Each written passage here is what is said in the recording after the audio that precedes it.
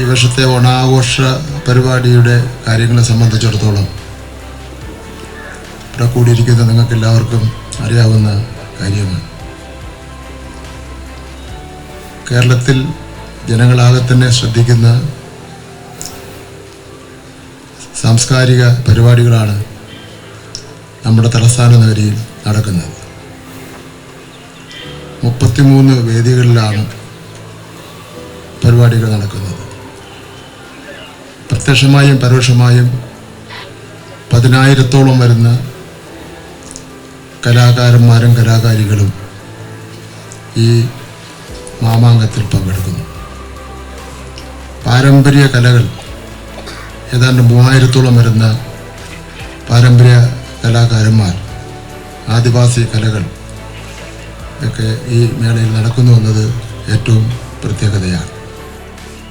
ഈ ഗവൺമെൻറ് വന്ന സമയത്തുള്ള ആദ്യ ഓണാഘോഷം 2021 കോവിഡ് കാരണം നടത്താൻ സാധിച്ചിരുന്നില്ല. 2022 ഓണാഘോഷം വളരെ കളർഫുള്ളായി നമ്മളെല്ലാവരും കൂടി ചേർന്ന് നടത്തി. 2023 ഓണാഘോഷവും അതിഗംഭീരമായി നടത്താനായി. 2024 ഓണാഘോഷം ഇവിടെ അധ്യക്ഷൻ ചൂണ്ടിക്കാട്ടിയതുപോലെ ചൂരൽമല ദുരന്തം കാരണം നമുക്ക് നടത്താനായില്ല. 2025 നമ്മൾ വീണ്ടും ഡബിൾ കളർഫുള്ളായി ഓണാഘോഷം നടത്തുകയാണ്. അതിൽ എല്ലാ നിലയിലും മാറ്റുകൂട്ടുന്നതാണ് ദീപാലങ്കൃതമായ അനന്തപുരി. അത് ഓണാഘോഷത്തെ ആകെ കളർഫുള്ളാക്കും. ഇരുട്ടത്ത് മനുഷ്യൻ ഒറ്റയ്ക്ക് നടക്കുന്നതും കൂട്ടായി നടക്കുന്നതിനേക്കാളും നല്ലത് വെളിച്ചത്ത് നടക്കുന്നതാണ്. വെളിച്ചം പൊതുവെ നമുക്ക് പോസിറ്റീവ് എനർജി നൽകും.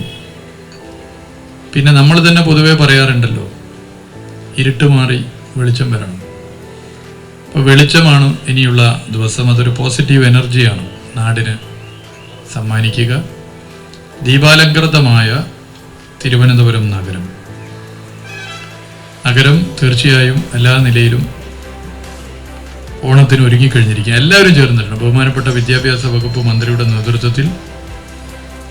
എന്നാൽ ഓണം വരുമ്പോൾ നമ്മൾ ഒറ്റക്കും കുടുംബവുമായും സുഹൃത്തുക്കളുമായും ഒക്കെ തന്നെ സന്തോഷത്തോടെ തെരുവിലേക്ക് ഇറങ്ങുന്നു.